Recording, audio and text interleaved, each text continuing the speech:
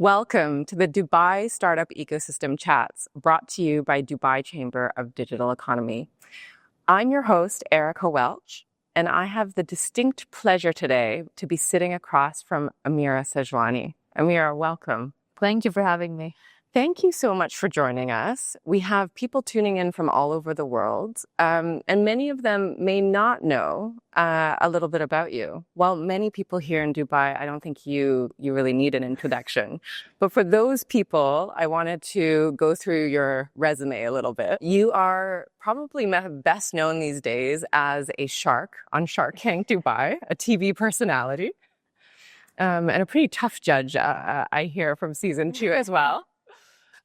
You're also the founder of PRYPCO, which is a blockchain-backed fractional ownership proptech startup, which is a little bit of a mouthful, but super exciting, super cutting edge. Congratulations on launching that in 2022. You also have started your own property development company, which I understand you're developing luxury real estate on Dubai World Islands. And all of this, and of course, you were born into the Sajwani family. So let's start first and foremost with growing up in this house, here in Palm Jumeirah, sitting around the table with your father. Was it inevitable that you would end up in property somehow? I think it was inevitable, even if we didn't necessarily know it at the time. For us, we're 4 siblings. My youngest brother is in university. He just started. But 3 out of 3 were all in property. And I think it's something we were very genuinely passionate about, being around it so early on. Not just seeing my father build one of the biggest, property development companies in the world, but also seeing the transition of Dubai and how Dubai grew from being a desert to being one of the most renowned metropolitan cities in the world, and seeing that transition while growing up here and being able to understand how it happened, what happened, how it developed, and how it continues to grow today. I think anybody who was a lucky audience to be there at the right time and see that is inevitably passionate about real estate. Yeah, there's something in the water here. And once you catch the bug, it seems like it lasts a lifetime. Sure. Tell me, was there a time in your history where you thought you might be something else or you might go into something else? No, when I was younger, I was always passionate about law. I loved the idea of being a lawyer. But I think very quickly I realized it's not like Law and Order, where you're in the courtroom and fighting your way through. And so I think property was always something I'm very passionate about. It's something I studied as well. My bachelor's is in project management for construction. I saw that at UCL, and then I did a master's in finance. So it was always something that I've always been very hungry to understand more about and continue into. So once you went to England for your education, you came back and you entered the family business, DAMAC Properties and DAMAC Group. What did you learn? I mean, you're still there, leading their sales and development teams. What have, in those formative years before you decided to strike out on your own with some of your entrepreneurial ventures, what were some of the big takeaways you learned from working? At DAMAC, we are in a family business that's very unique. It's run by us family as a startup today, still with the mindset of growth, but at a corporate level. And so I think the biggest thing I learned was how to grow quickly and to maintain that in the market and how to build a brand. It is an amazing experience, and we're very happy with how we've solidified ourselves. Interesting. I'm curious as well, what were some characteristics that you look at yourself now, your mother, and we often look back and go, oh gosh, I'm a lot like my dad this way and a lot like my mother this way. What are some traits that your parents have given you that have made you successful? Look, I think it's a culmination of my parents, us siblings, the house we grew up in, the environment we were in, the friends we were exposed to, and it all comes together. If I was to pinpoint anything specific, I would say definitely the grit and ambition from my father, and the compassion and willingness to achieve something from my mom. And that's a great combination to have, and I'm very lucky to have it. Yeah, beautiful. And that takes me to PRYPCO. Few years ago, you decided to strike out on your own with your own prop tech. I've heard that you're a lover of technologies and innovation. Tell me a little bit about this love affair you have with tech. I've always loved tech. Being in property, obviously the gradual growth was into prop tech. I think for me, experiencing what I did in DAMAC and seeing where some of the gaps in the market are and how they can be addressed by technology, that's what pushed me into starting my proptech, which is PRYPCO. PRYPCO today focuses on two main things. One is home financing and how we can make that experience a much better experience for a homeowner in a much more digitized, automated way, which is still I wouldn't say broken, but tedious for anybody around the world who's ever done a mortgage. And the second thing that we focus on is fractional ownership. And that is to allow anybody from around the world to invest into real estate from $500 in 90 seconds using our application.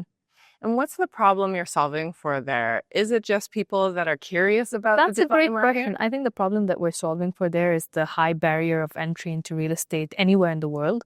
Every market has its own dynamics and entry points, but I think that, to enter into real estate as an asset class, you need to have a minimum amount that you're willing to invest. Either enough for a down payment to take a mortgage or enough to, be able to take a payment plan and buy something off plan.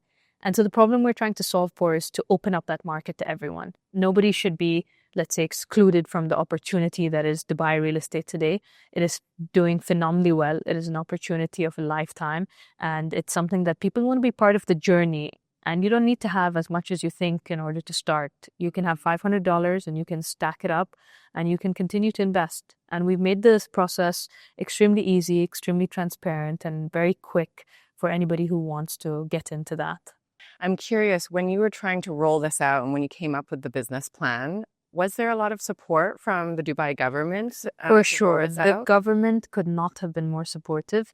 It is an extremely supportive government that is very innovative and very welcoming to people who want to do anything that could, add value to the city and to the country. And so I couldn't be more thankful to be in somewhere like Dubai and in the UAE where the governments are so supportive of businesses and to break the barriers of something that exists and innovate beyond it.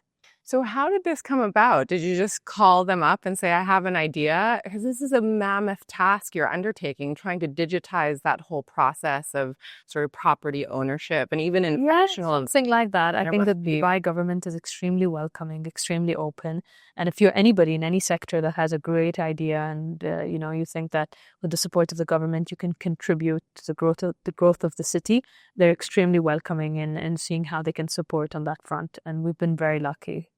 And tell me a little bit more. I understand there's PRYPCO Mint that you've partnered with Dubai Land Department. Tell us a little bit more So about that. PRYPCO Mint is the same concept of fractional ownership, but done through tokenization, which is just a matter of being more efficient when it comes to the distribution of the, let's say, tokens in this case. And so it's just a way to make it more efficient and innovative in terms of the actual product. But essentially, it is fractional ownership. Okay. And you're embedded within the DLD process. So we are strategic partners with the DLD. So the DLD has done a lot of work and has been pioneer on this front, and we've been lucky to work with them.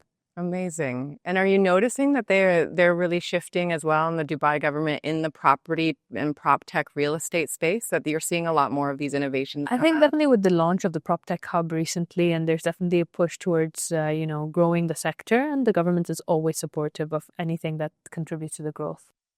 One thing I love I've been here in Dubai for 16 years, and I've noticed that every 4 or 5 years, the whole demographic of the city changes, the energy of the city changes. And it's because of this influx of different types of people moving in different communities that didn't exist 5 years before.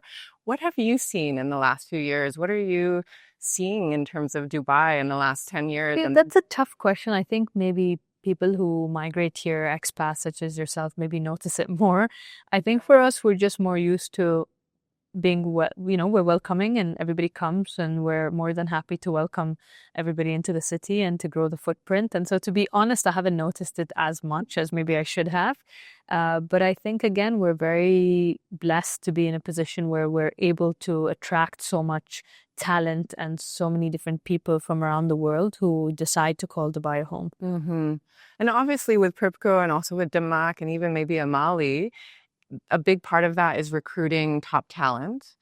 Do you see Dubai it becoming easier and easier in Dubai For you to sure, attract the for right sure. people? I think the conversation today is very different than it was 10 years ago, to tell somebody sitting in Europe or in the US. Today, people want to move to Dubai and they're looking for an excuse to move.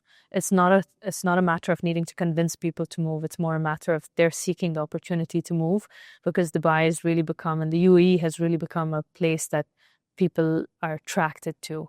Hmm. And in terms of supply, oversupply, this whole conversation about Dubai real estate, it's always booming and it seems to always be producing more places. Is it an oversupply? I personally don't see oversupply to be something to be worried about. I think that the units that are coming to the market in the next few years, a high percentage of them was end users who are buying for them to have their own home. And so these are people who are already living here who want to have, their own homes, want to own, and that supply is coming into the market, and that's okay. And the population growth that we're going through far exceeds the supply that's coming in, and people need to realize that for every family that comes in, a home is needed. And so the market continuing to grow is very healthy for the market. It's very healthy for the people coming in.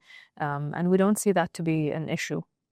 Yeah, one of the trends I noticed post-COVID was that before COVID, some families who'd been here for 40, 50 years and were happy to rent started to buy. And so I assume that home ownership amongst the locals, both local Emiratis as well as local expats that have been here for a long time. So I think one thing that contributed to that, and I noticed this when one of my employees came to me asking to buy something, and he's been with us for maybe 15 years. And post-COVID, he comes and he says, a few years post-COVID, so actually recently he comes and says, I want to buy something. And I looked at him and said, why now? I'm just curious. You've been here 15 years. The market was, at a much more affordable place a few years ago. You didn't buy. Now you want to buy. And he said something interesting. He goes, well, I just got my golden visa. And as an Emirati, I didn't understand. And I looked at him and I said, okay, well, what's the correlation there? He goes, well, now it's my home. I have a golden visa. I'm a resident. And so I think that the golden visa initiative also was a massive push for people to have that comfort of mind that, whether they're working, they're not, this is what they call their home. They are residents. They are permanent residents for X years. And so I think that drove a lot of demand as well. And it's an amazing initiative that continues to do well and that gives people the comfort of knowing that this is their home. And I think that's phenomenal.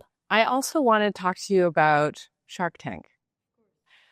You obviously see a lot of entrepreneurs come through and they're all trying to pitch their greatest ideas here in Dubai. How have you seen from season 2 to season 3 the caliber of maybe the founders change or the ideas or the technology? Have you noticed some trends? Look, definitely, I think the trend is upward. Every season we get better and better talent because I think it's two things. I think one is that every previous season that airs is a good educational curve for people sitting at home who want to come on Shark Tank to understand the standard and requirements and to be able to come more prepared.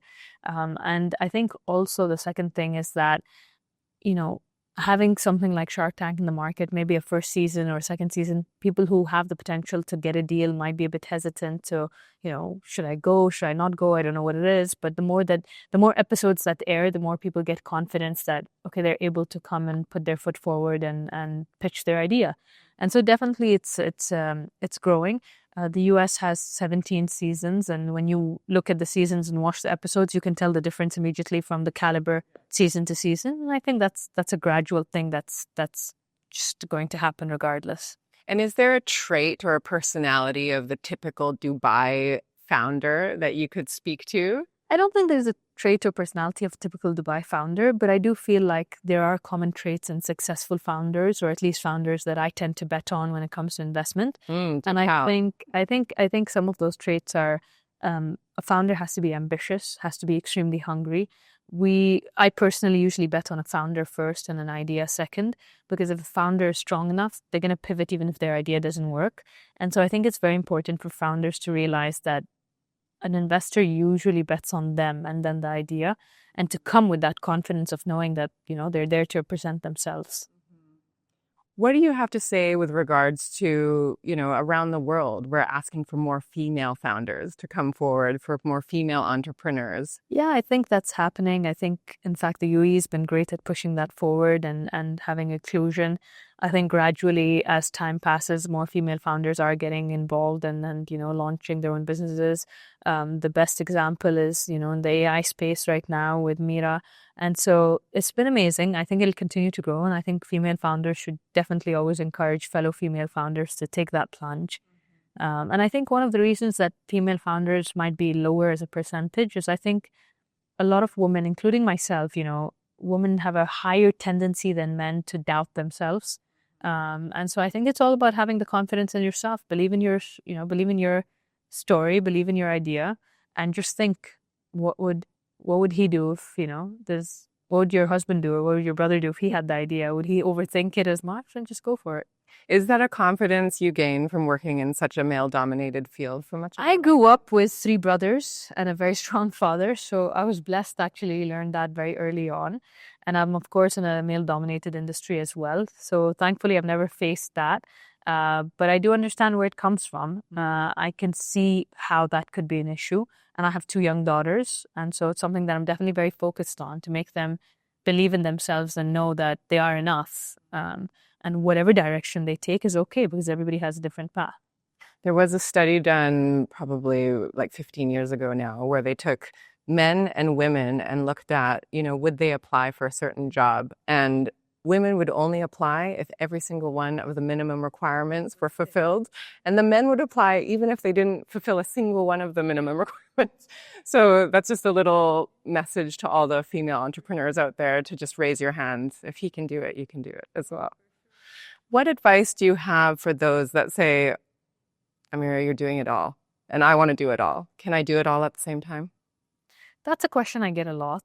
Does your answer change every day? No, my answer actually remains the same. I think that one of the prime reasons I'm able to do it all is I have a very strong support system. I think that that should never be undermined. I have an extremely supportive husband, extremely supportive father, and very supportive brothers. I have 2 young kids, but I've never felt the overload of needing to kind of, that I'm missing out. And I think a big factor in that, and I'll be very honest on camera, that, women face is the guilt factor. I don't think it's a matter of you can't do more. A lot of times you feel guilty doing more. And I'll tell you what I mean by that. If I need to today stay in the office for 3 more hours because I have a priority, naturally, especially in the past, I would feel guilty that, my kids are going to bed and I haven't tucked them in. I think when you realize that it's all about how you prioritize, will you be able to do it all at all times? No. But you have to be able to understand how to compartmentalize and prioritize what is important that day or in that moment or that month and, take it from there. I don't think that it's impossible. I think it needs more mental strength more than anything. And how do you get your mental strength? For me, I think I'm just kind of used to it. Again, my father is a very strong businessman. He's taught us very well. We saw him juggle many things growing up at the same time and, many deals. And I think being around that spirit, it comes very naturally to us to be able to multitask. I think a lot of people don't realize also that us women are just better at multitasking. Yeah. My husband always says, he goes, that's a myth. And I go, no, it's biological, because if we weren't, we wouldn't be able to raise our kids and do anything else. But I think it's just personalities. For me personally, I'm very good at compartmentalizing. I'm also slightly OCD, to be honest. So I don't procrastinate things because I like things to get done in the moment. You're someone who lives on a schedule. I have an application that coordinates between me, my husband, our nannies, our assistants, for all our kids' activities, color-coded by child, by location, by who's going to attend.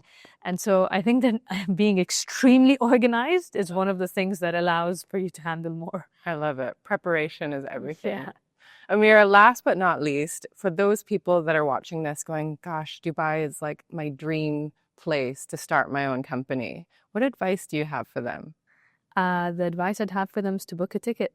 Really? Just come here and just make it happen? Just come and figure it out and make it happen, because Dubai is extremely welcoming to anybody in any sector.